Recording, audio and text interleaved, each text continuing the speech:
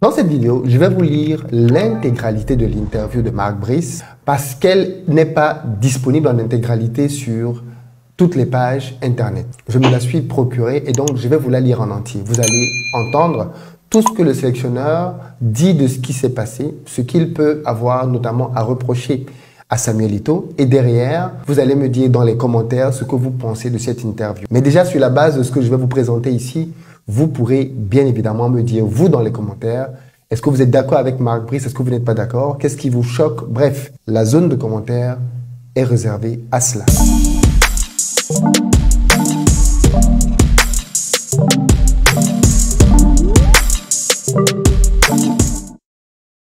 L'article est publié par le journal DH.be dans son numéro du 18 août 2024 dans la rubrique « Les sports ».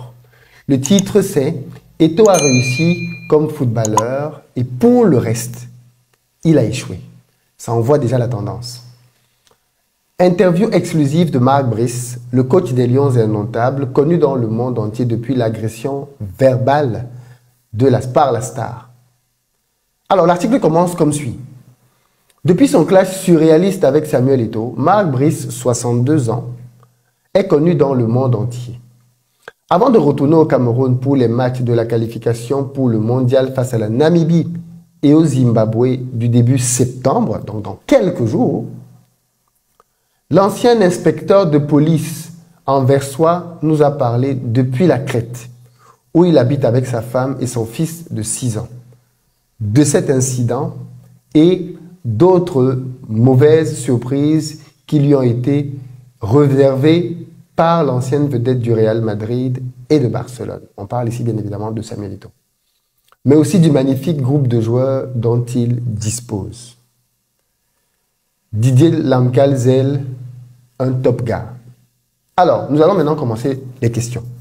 Première question, vous avez gagné la coupe avec le Germinal Bierhoft en 2005 et le trophée Goethals en tant que coach d'OHL en 2021. Mais il a fallu cet affrontement avec Eto'o afin que vous ne deveniez mondialement connu. Alors déjà, pour ceux qui disent que Marc Brice n'a jamais rien gagné, manifestement, il a gagné des trophées. Alors, il commence bien évidemment par rire. Ce n'était pourtant qu'une altercation. Donc, il minimise la chose. J'espère surtout que la FECAFOOT, la Fédération camerounaise de football dont Eto'o est le président, va arrêter de me mettre les bâtons dans les roues. Cela me dérange énormément parce qu'hélas, ils font tout pour nous déstabiliser et donc pour augmenter nos chances de perdre. Comment peut-on être contre son propre pays? Voilà la question que Marc Brice pose. Le journaliste dit donc, retournons d'abord à cette scène du 28 mai qui a fait le buzz. La scène, vous l'avez vue en début. Marc Brice commente. La FECAFOOT nous avait conviés une énième fois dans ses locaux, comme d'habitude, sans nous communiquer l'ordre du jour. Vu l'agressivité et les menaces dont je faisais l'objet sur les réseaux sociaux, le ministre des Sports avait demandé à 2 de ses collaborateurs de nous y accompagner. Arrivé largement en retard, Eto'o m'a vu, mais m'a initialement ignoré, avant de me faire signe de façon assez agressive de le rejoindre. Je n'aime pas recevoir des ordres, et surtout quand on ne me dit pas bonjour. Je lui ai donc laissé un vent. C'est à partir de ce moment-là que la vidéo démarre. Donc ça, on ne l'a pas vu dans la vidéo. Il s'est senti humilié parce que je lui ai rendu la monnaie de sa pièce en étant méprisant comme lui, et il a donc commencé à crier et à me menacer. Avant cela, il avait d'ailleurs été discourtois et outrageant vis-à-vis du conseiller du ministre des Sports. L'intervieweur lui dit « Vous êtes resté très calme ». Et là, Marc Brice répond « J'avais 3 possibilités.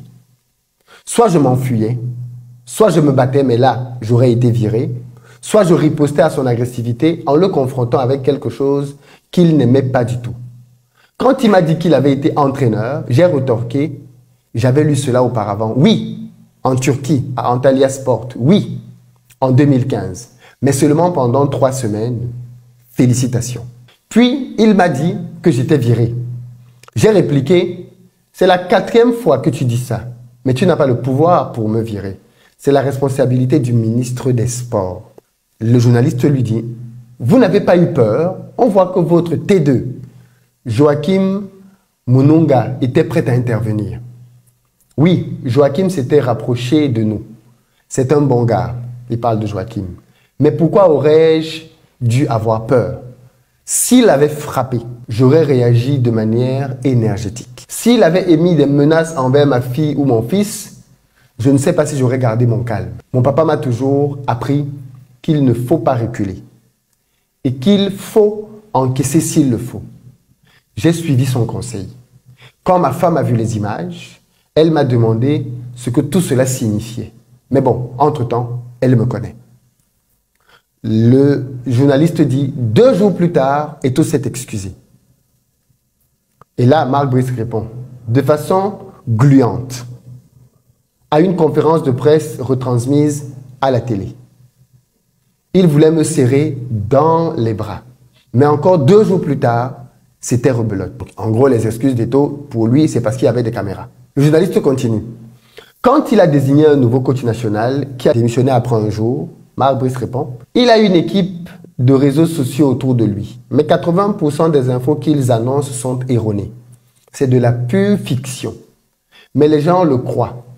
J'ai soi-disant déjà été viré 37 fois. Vu son passé de footballeur et ses origines, il est soutenu par les classes populaires. Il est très puissant, même s'il n'a réussi que comme footballeur. Dans les autres domaines, il a échoué. Comme entraîneur, comme entrepreneur et visiblement comme dirigeant. Quand je vois sa façon de faire à la FECAFOOT. J'ai 62 ans, un âge auquel on dit les vérités aux gens pour les aider à évoluer. Mon prédécesseur, Rigobert Song, était sa girouette et il n'avait rien à dire. Eto'o rentrait dans le vestiaire avant le match et au repos et il changeait l'équipe de A à Z. Les joueurs se sentaient tyrannisés. C'était juste une farce totale. Dans un tel environnement, il ne fallait pas attendre que le Cameroun réalise des performances qu'on attend de lui. Je reviendrai sur cette parenthèse Rigobert Song plus tard. Le journaliste continue. À l'avant-veille de votre premier match, la victoire 4-1 contre le Cap-Vert, vous n'aviez pas de quart, pas de ballon, ni d'équipement. Il répond Mark Brice. En effet, c'était fait exprès. Et donc, j'ai dit à mes joueurs que l'entraînement était remplacé par une promenade. J'ai voulu montrer que ça n'allait pas comme ça. Ce n'était pas tout. Avant notre match en Angola, il n'y avait soi-disant pas de chambre dans l'hôtel pour les entraîneurs, uniquement pour les joueurs et les dirigeants. J'ai refusé d'aller ailleurs et on a reçu une chambre.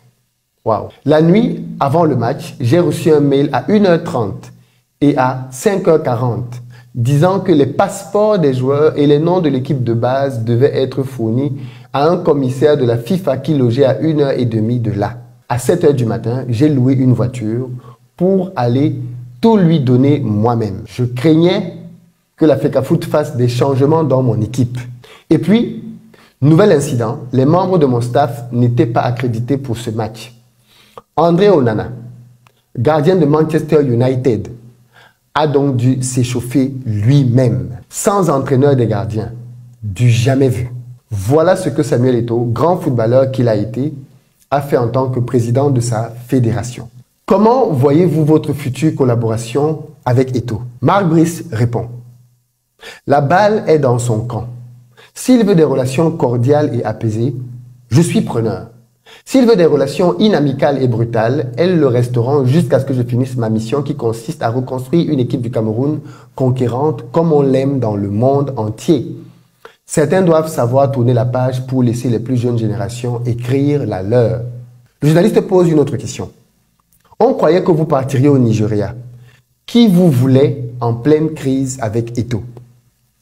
Mark Brice répond. Cela aurait été trop facile de m'enfuir pour un salaire plus élevé. Vous savez que votre salaire actuel est paru dans les journaux? Ça, c'est le journaliste qui dit ça à Mark Brice. Et là, Mark Brice répond. Non seulement le montant n'était pas correct, on parlait de 420 000 € bruts par an, mais grâce à une clause dans mon contrat, j'aurais aussi pu démissionner tout en touchant tout mon salaire en cas de fuite dans les journaux. J'ai songé à le faire. Rire. Mais finalement, je n'en ai pas fait usage. Je ne voulais pas quitter mon formidable groupe de joueurs. Quelle ambiance! Un exemple. En Europe, le bisutage d'un nouveau joueur dure 30 secondes. Le temps de chanter quelques mélodies. Au Cameroun, ça prend 20 à 30 minutes. C'est un véritable spectacle, une sorte de pièce de théâtre. Comme vedette, il y a André Onana de Manchester United, mais aussi Choupo-Moting et d'autres joueurs de l'Olympique de Marseille, de Brentford, de Brighton et de Naples. La présence de Didier Lamkalzel dans la sélection nous a surpris. Ça, c'est le journaliste qui pose la question. Et là, le coach répond, Didier a été exemplaire. C'est le joueur qui m'appelle le plus. Il a reçu une offre d'un club de D2 en Russie et en Turquie et il m'a demandé mon avis. Je lui ai dit que ce serait mieux de jouer en D1. Lors du 4-1 contre le Cap-Vert, il n'est pas bien monté au jeu. Je lui ai expliqué qu'il devait être aussi je m'en foutiste sur le terrain qu'en dehors, qu'il devait oser. Il a failli marquer le but de la victoire en Angola. Score final 1-1. L'ex-Carolo de Vérone, Jackson Tchatchoua, a joué 90 minutes dans chacun des matchs. Le coach répond. Dans le premier match, il était même le meilleur joueur sur le terrain. Je le lui ai dit au moins 5 fois pour le charrier. Il a une excellente mentalité, 4 poumons, de bons pieds. Il n'était initialement pas mon premier choix, mais il m'a convaincu aux entraînements. Je ne l'ai pas regretté. À Yaoundé, j'ai un garde du corps et un chauffeur. On se déplace avec une sirène et 4 clignotants allumés. Comment est la vie à Yaoundé? Et donc Marc Brice répond. J'aime Yaoundé. J'ai un chauffeur personnel et un garde du corps qui sont disponibles dès 5h30 du matin. On se déplace avec une sirène et les 4 clignotants allumés. Parfois, mon chauffeur doit quasiment repousser les autres voitures qui viennent dans le sens inverse pour pouvoir passer. Au début, j'avais des motards à ma disposition, mais je trouvais que c'était un peu excessif. Je suis tellement aimé par les Camerounais que je suis systématiquement submergé par les fans. J'ai donc appris à ne plus aller au resto en ville, car je passe plus de temps à signer des autographes et à être filmé qu'à manger. Et même si j'essaye de me camoufler, ce n'est pas facile de passer inaperçu. Vous n'étiez pas mieux en Belgique? Lui pose le journaliste. Non. Soit j'arrêtais en tant qu'entrepreneur, soit je devenais coach fédéral. J'ai été approché par plusieurs pays africains, mais j'ai choisi le Cameroun. Un pays de football mythique. J'étais un des 46 candidats au poste d'entraîneur. Une sélection pilotée de façon très professionnelle par le ministre des Sports. Malgré tout ce qui se passe, je n'ai pas encore regretté cette aventure. Fin des propos de Marc Brice, actuel entraîneur des Lions Indomptables du Cameroun. Qu'est-ce qui vous marque dans ces propos? Il y a beaucoup à dire, mais je reviendrai dessus dans une prochaine vidéo. Ici déjà, je veux vous suivre par rapport à ce qui est dit présentement. C'est comme ça. À très bientôt pour une nouvelle vidéo. Comme toujours, c'est Disco N, la VT One Macho. Faites-nous confiance en premier. Big up.